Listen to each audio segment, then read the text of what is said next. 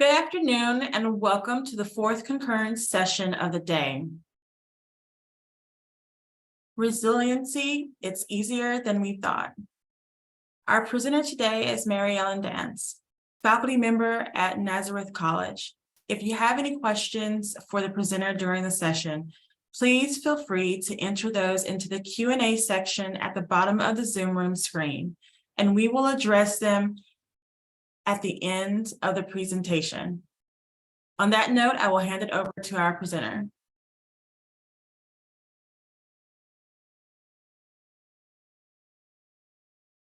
Hey, Julia, I need you to start my video for me, please. Okay.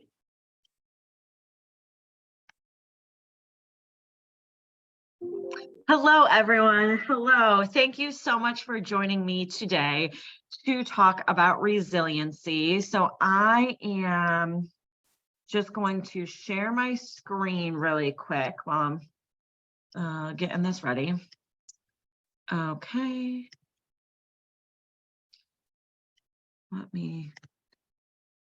It always takes longer than I mean it to.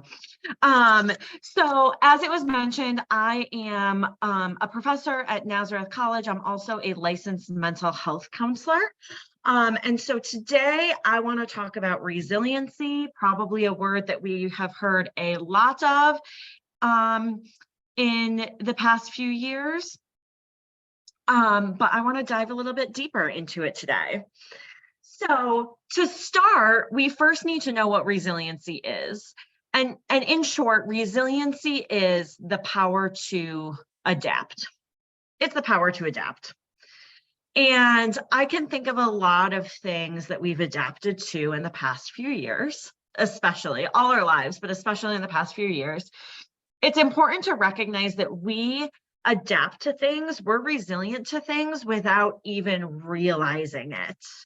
We don't even know we are kind of flexing the resilient muscle, but we are. So it was back in, I don't know, February of 2020, which might ring a bell to some of us. I remember being in the grocery store and seeing someone wearing a mask and being like, ooh, that's kind of weird. A month later, I'm in the grocery store and I see someone not wearing a mask and I'm like, oh my gosh, we adapted to that. I adapted to that without even realizing it. And so I want to begin by just starting off with recognizing some of the things that we've been adapting to the past few years. The working and school from home, job losses, breakups, deaths of loved ones. We've adapted to so much, and our students have adapted to a lot. Our students have adapted to things we probably don't even realize that they've adapted to.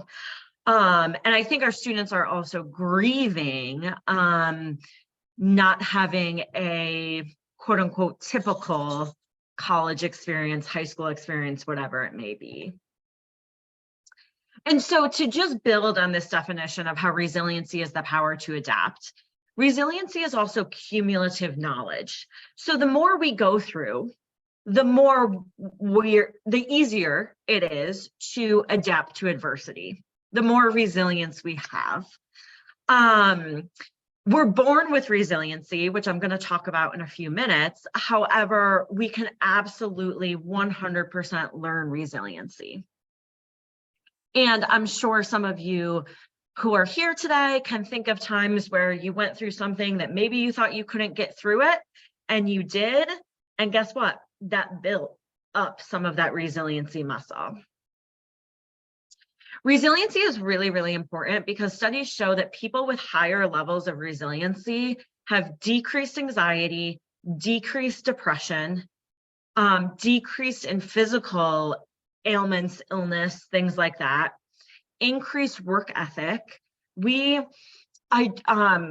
I just read something the other day, and so don't quote me on this statistic, but something like a million people or close to that miss work every single day because of a mental health concern.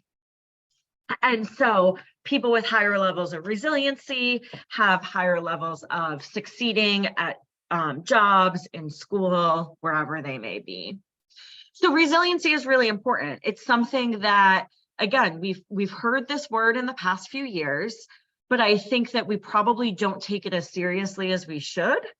And we don't realize how important it is to focus on resiliency. So, as I mentioned, we have adapted to a lot of things here. And you might be thinking, okay, I get your point. We've adapted to these things, but they were awful. I didn't want to adapt to them. Right? I'm not interested in that.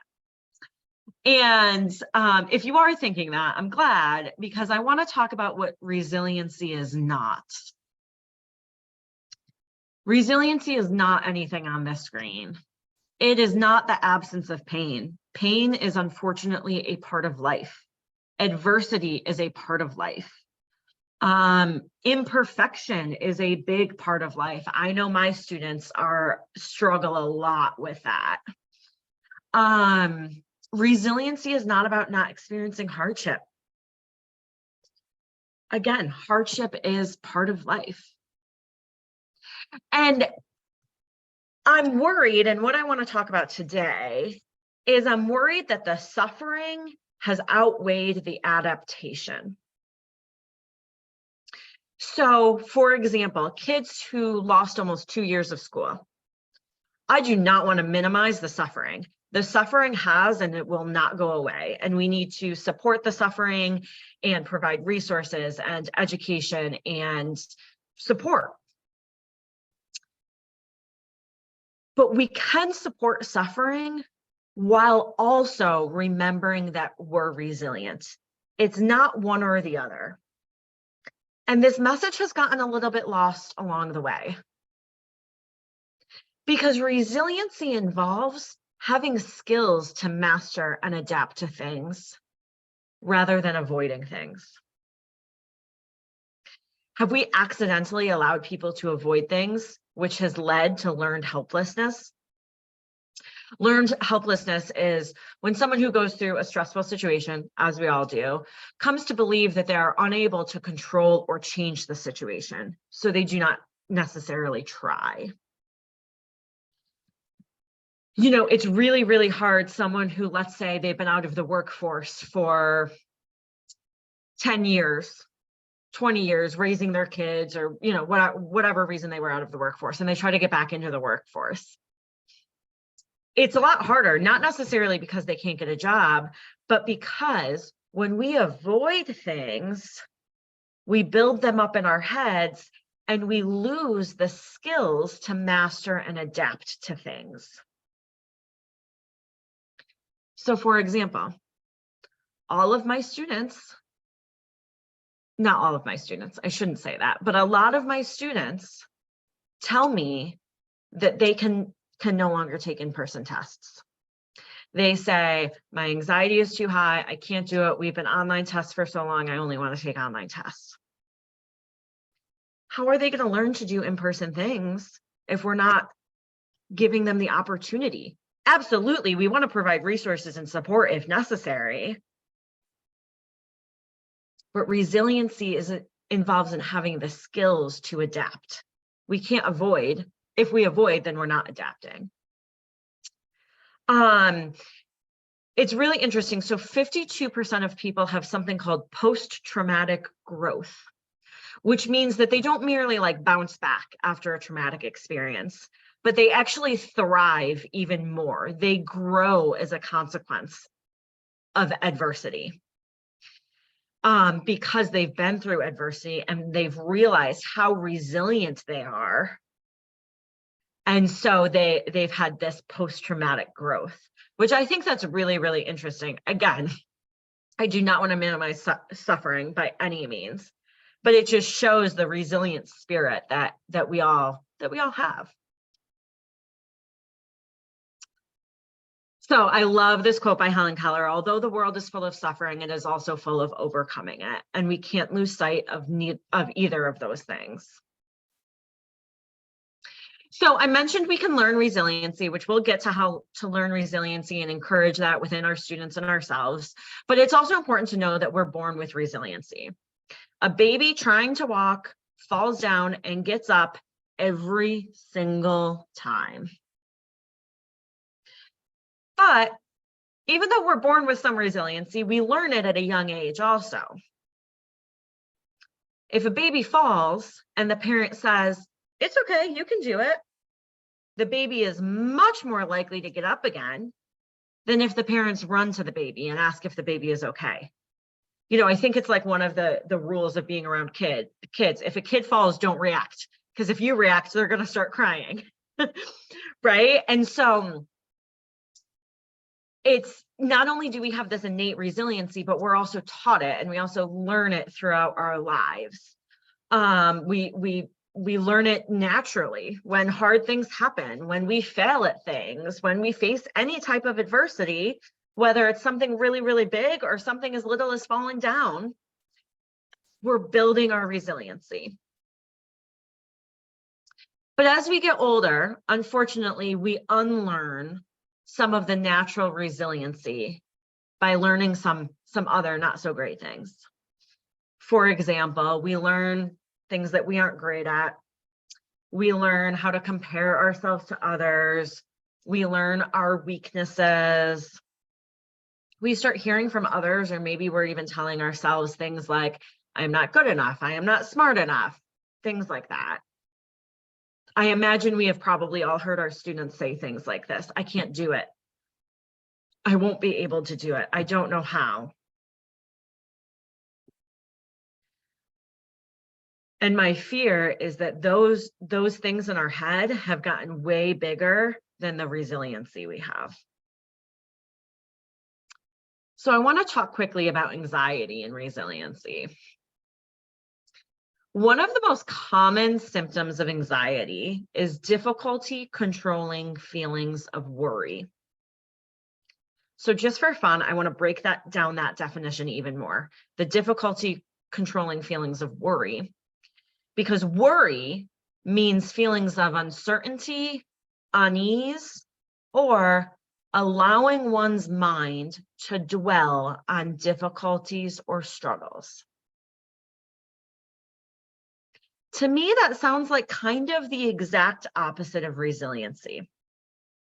If resiliency is the power to adapt and adapt to adversity, and worry, which is a huge symptom of anxiety,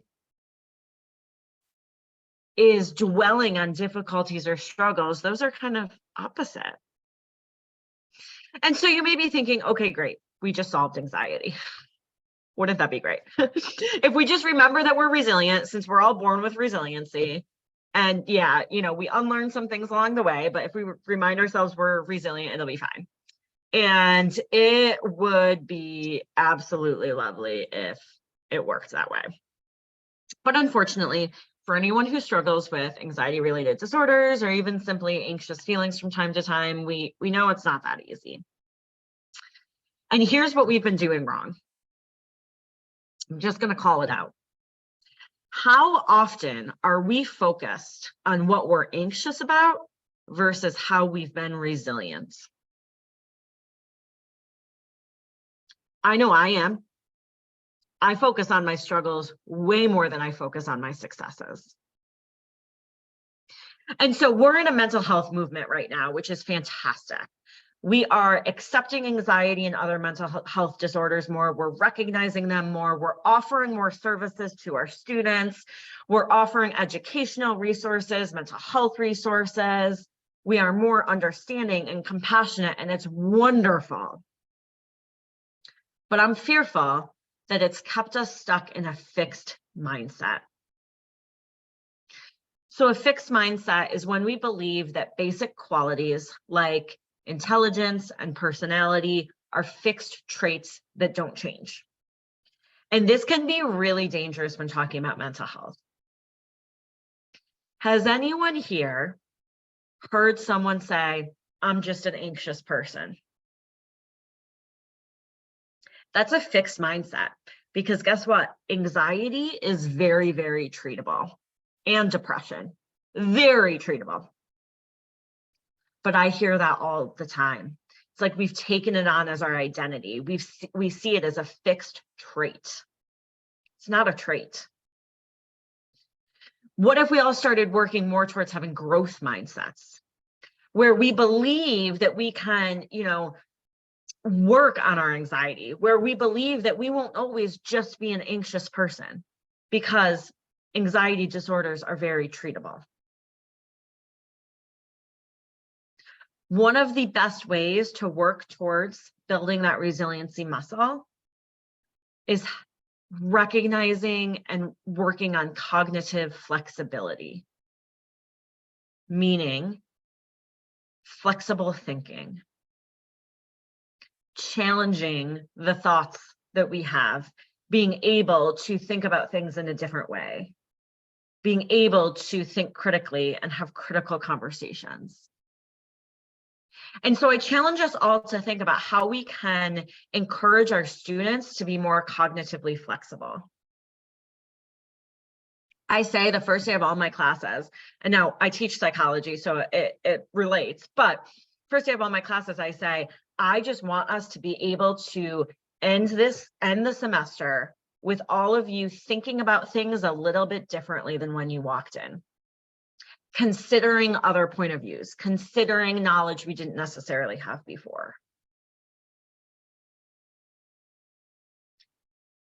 So I'm wondering if it's possible that the fact that we've unlearned some of our resiliency along the way, we've learned some anxiety along the way, and we've been focusing a lot on this anxiety, we've been forgetting our innate resiliency, that maybe that's contributing to some of the struggles that we're going through and our students are going through.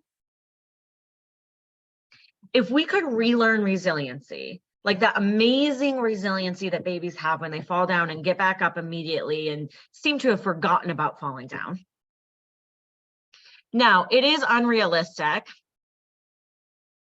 It is unrealistic to think that adults are going to forget about falling down. But if we could also remember all of the times that we've been incredibly resilient, that might help. So what do we do? First, we have to promote the relearning of what we've unlearned when it comes to resiliency. Cognitive behavioral therapy is currently the most effective treatment for depression and anxiety. It's kind of the gold standard. Cognitive behavioral therapy alone as an intervention, like without medication or support groups or anything else, is 50 to 75% effective for overcoming anxiety and depression. Again, if we include medication, if we include social supports, things like that, that number goes way, way up too. But 50 to 75 is a pretty high number. So I'm gonna give us a quick little lesson in cognitive behavioral therapy. So cognitive behavioral therapy basically says that when an event happens, that creates a thought. That creates a thought. And thoughts then create feelings, and then feelings then create behavior, and then the cycle continues. So for example, if I'm a student and I fail a test, and my initial thought is, I'm a failure, I'm going to feel disappointed, ashamed, sad. And then how am I going to act if I'm feeling that way? I might say, well, I'm going to give up. I'm a failure anyways, so I might as well not study for a test, study for the next test. And then that behavior is going to lead me to fail the next test, which is going to contribute to that original thought and continue to go around in the circle.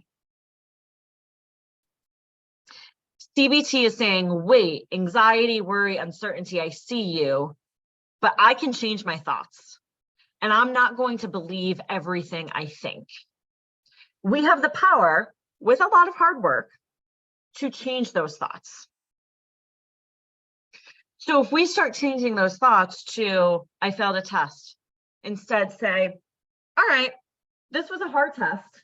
It stinks that I failed, but maybe I'll try a different study technique for the next test. How am I going to feel?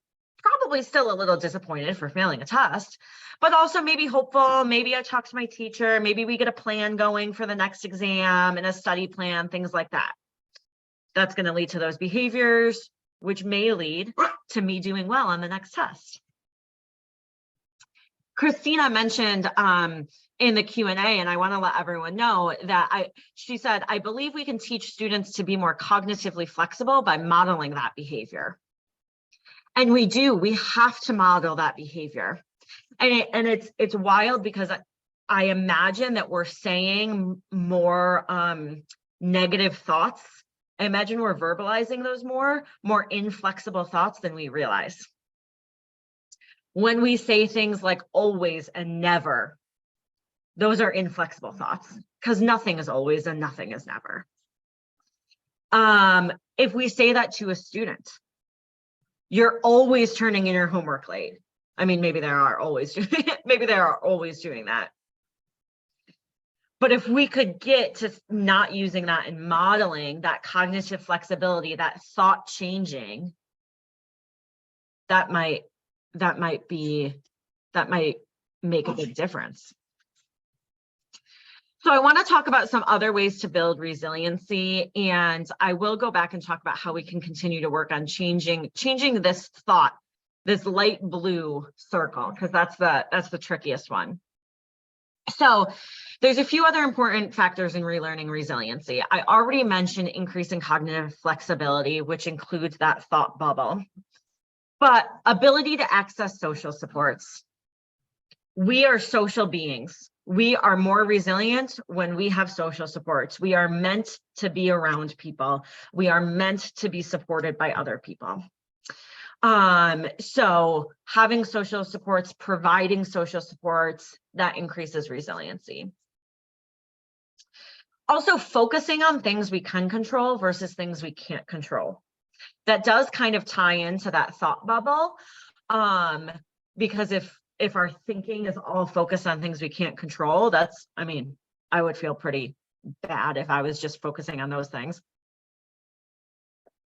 So being able to focus on what we can control, and we can easily do this with our students.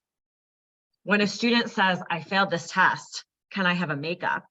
And you say, no, something they can't control. However, we still have this project and another test and other homework assignments that you can do to get your grade up. Let's focus on doing those things. That's a very easy switching our thinking. Another thing that helps to relearn resiliency is emotion regulation.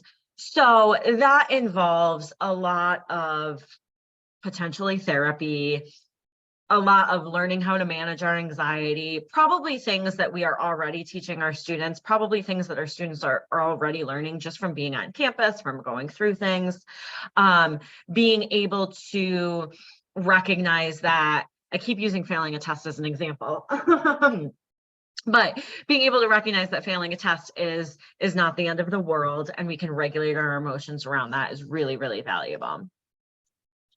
Not letting anxiety kind of get the best of us. And then lastly, focusing on a future goal. So if people feel like they have like a stake in something, that increases resiliency and motivation, right? I have a stake in my education because I want to do this for a job. So I have skin in the game. So if people are focused on that and recognize that, it definitely helps with relearning resiliency.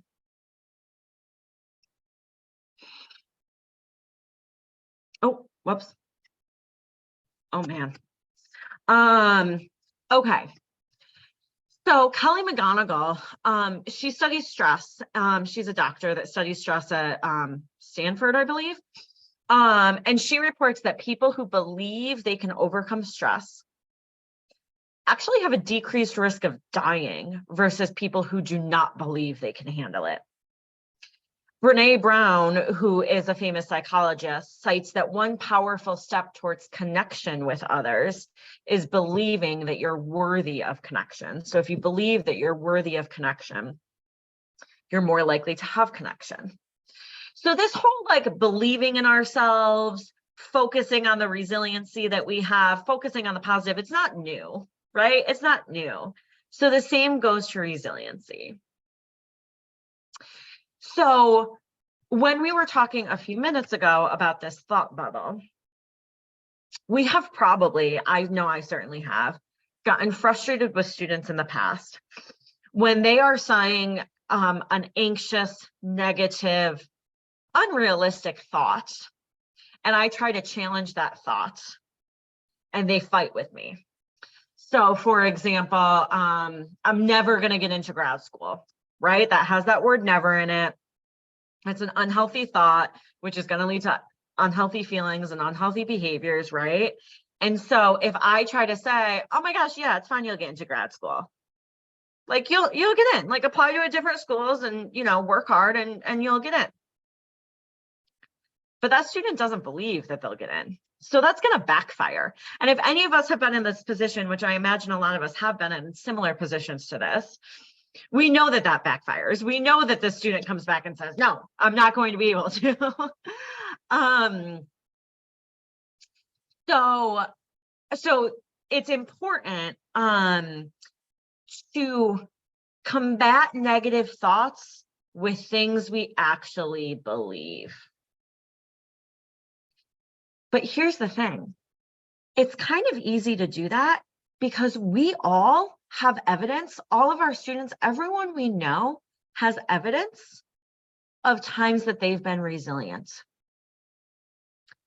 So if I said to the student who's worried about not getting into grad school, if I said, hey, you got into undergrad, they might be, oh, well, I did. Well, I hear grad school is harder. Okay, maybe that's true. But at the time, you also probably didn't think you could get into some colleges for undergrad that you did. That's combating that thought with something that they actually believe. And to find something they actually believe, we are kind of digging into those resiliency reserves. Because we've all been resilient. I imagine that everyone sitting in here has been resilient to things that we wouldn't even fathom, right? That I bet if we heard, we might say, holy cow, how did they get through it? So in challenging cognitive flexibility, in challenging this thought bubble, I've given some examples of things that we can say. Because if we say to students, no, you're not going to fail, they're not going to believe that.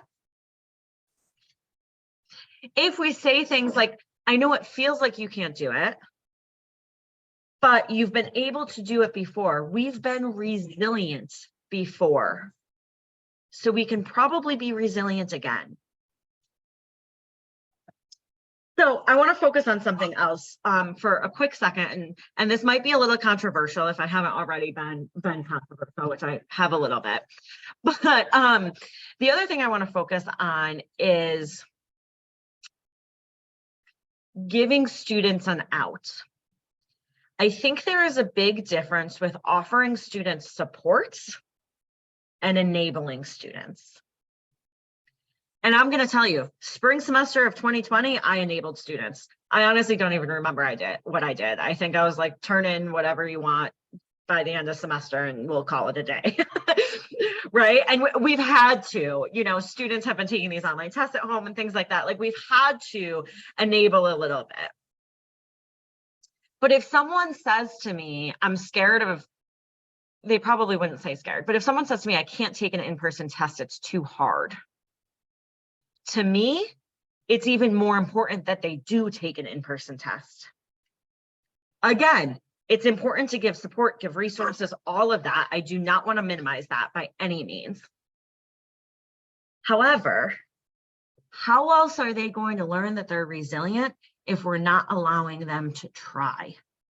If we're letting them avoid situations that increase resiliency. And I think it's hard because I think we all have been fairly sympathetic and empathetic towards our students because they've gone through a lot. And I get that. Like there's some students I want to give them a break because you've been through a lot already. You're resilient. I get that. But I'm seeing more and more this, oh, you have anxiety, so you don't have to do it.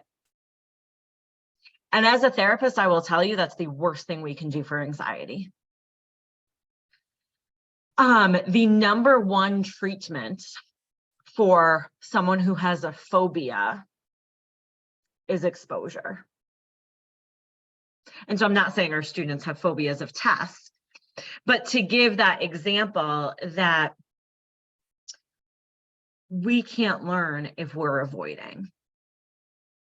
And so I've been called mean a lot because I will have students come to me and say, well, you know, can I have extra credit? Or can I just take this test home? I'm really anxious. I have had students say things to me before, like, I thought you would be more understanding about my anxiety since you're a therapist.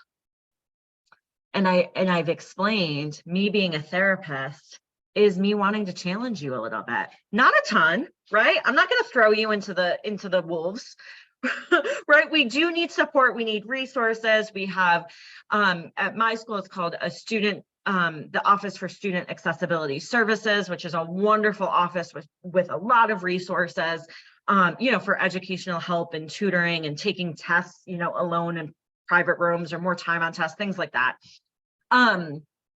But it's important to remember that a really, really great way to combat anxiety, to combat stress in students, is not to give them an out, but is actually to teach them how they're resilient and how that resiliency is going to get them through the hard thing. Because here's the thing, resiliency is something we do best. We're not born with anxiety, but we're born with resiliency.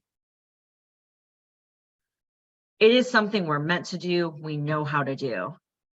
We just have to remember that. All right, I would love some questions. I know I talk really fast, so if you need me to repeat anything, let me know too.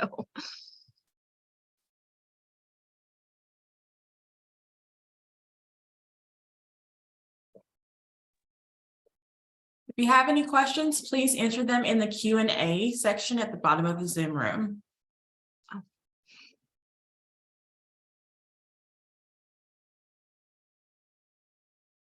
And I would love to hear from everyone, even if you don't have a question. I would love to hear other examples of ways that you have seen resiliency in your students, ways that you have seen students forgetting that they're resilient.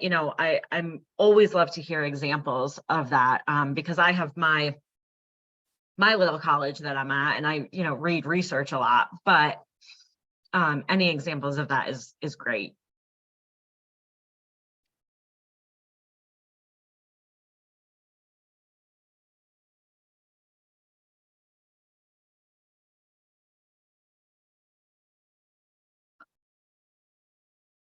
And I know it's one of the end of the day sessions, so I understand that too.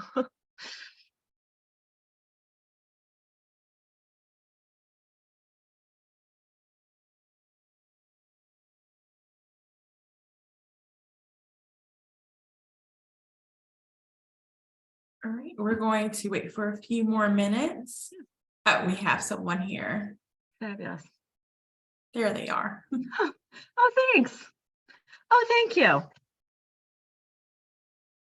Thank you so much. Oh, I get a lot of students who seem to just freeze over assignments, and rather than ask for help, they just don't complete the work. It's like they'd rather get a 0 than a bad grade. Oh my gosh. Thank you so much for saying that. I think, so I'm actually going to go back to our little chart over here. Oh, whoops. I'm actually going to go back to our little chart. So my guess, and I don't know, I'm not in your student's head, but my guess is that student who freezes over assignments probably has a thought in here that's, I'm already doing poorly, why bother? Or I missed the first 2 and the teacher's not letting me make them up, so it's pointless. or I don't have time to do this, so I'm not even going to try, right? One of those really, really negative fixed mindset thoughts. So what I challenge us to do, and unfortunately we are very busy, we have so many students, we can't do this with every student, unfortunately. But if we see something like that happening, like the freezing over, the kind of giving up, if you will, I would ask them what's going on and see if we can identify like a fixed mindset thought of, you know, the why bother, the I can't do it, whatever that fixed mindset thought can be. And then challenge that fixed mindset thought with more of a resilient thought. Like I challenge my students a lot if they, because I don't do extra credit, partly because of what we've talked about today. But I challenge my students a lot with if they do poorly on a test, right? And I think I said this a little while ago, and they're having these fixed mindset thoughts. I will say, look, we have a lot more to be graded on. Or, hey, if you can complete these assignments, I'll give you partial credit, even though they're late. Like things like that. I think that students have such an inability to tolerate imperfection that they really, really go to either perfection, I'm an A student, or I'm just giving up. And so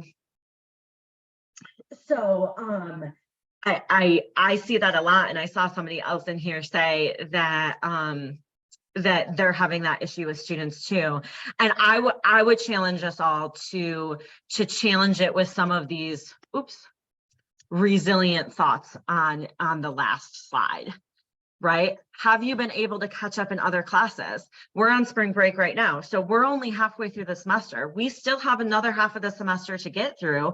That gives a lot of time to get caught up and at least get a decent grade. Maybe you're not going to get 100, but maybe you can get a solid B, which would be great.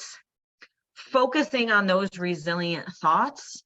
And if we can at least, we're not going to know what our students are thinking unless they tell us, but if we can at least attempt to hone in on that thought that is driving that negative behavior and changing that thought, I think would really make a difference.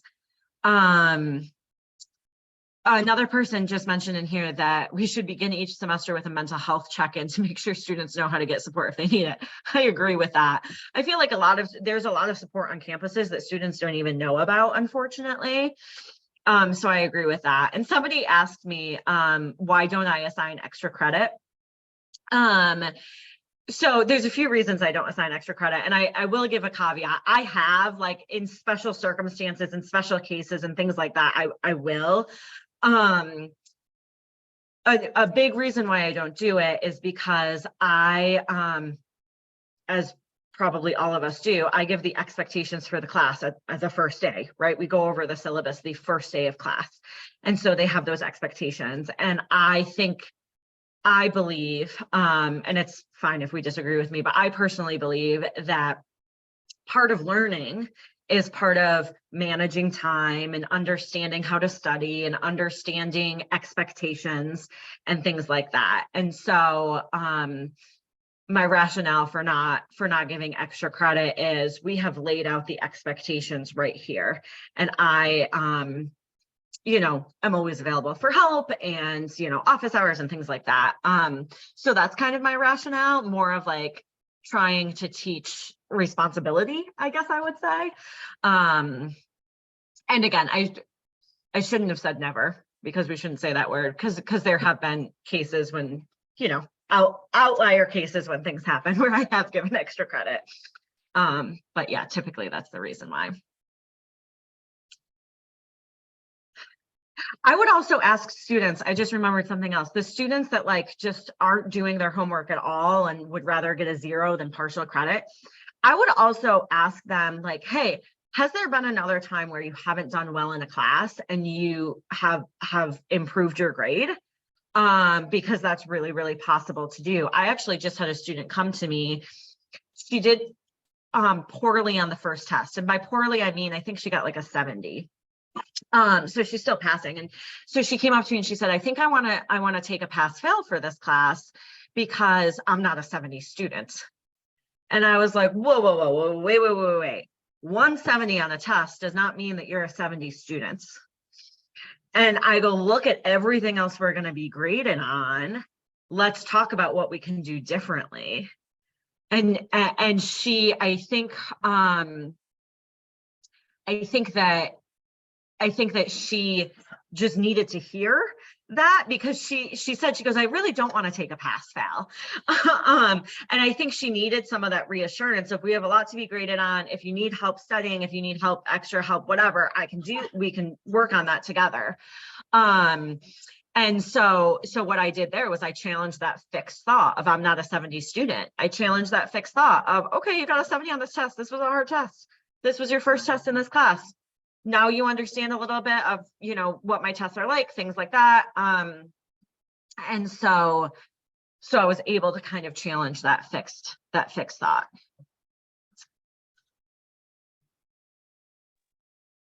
Thank you, Maryellen. We also have another comment. Thank you for your answer about extra credit. This instructor awards bonus points for certain assignments, but she does not offer extra credit either. I'm glad to hear that. I get a little bit frustrated when I hear my students say, oh, well, I was failing and then I just did a few extra credit things and now I'm good. I'm like, oh gosh, I mean, I don't want my students to fail either. I think we all want our students to succeed. But still, that's tough. Once again, thank you, Maryellen. It looks like we are out of time. I want to thank you for sharing this valuable information with us today.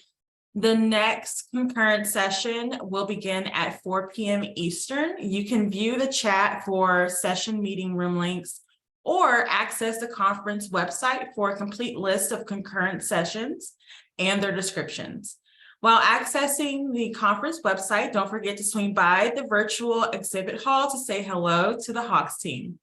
While there, you can view a quick 5-minute demonstration, request your t-shirt, and be entered to win a $50 hourly giveaway. Also, in the spirit of St. Patrick's Day, you'll find a few golden coins throughout the conference website. Click on the coins to be entered to win an additional raffle. We will see you at the next session. Thank you, Dr. Nance. Thank you so much, everyone.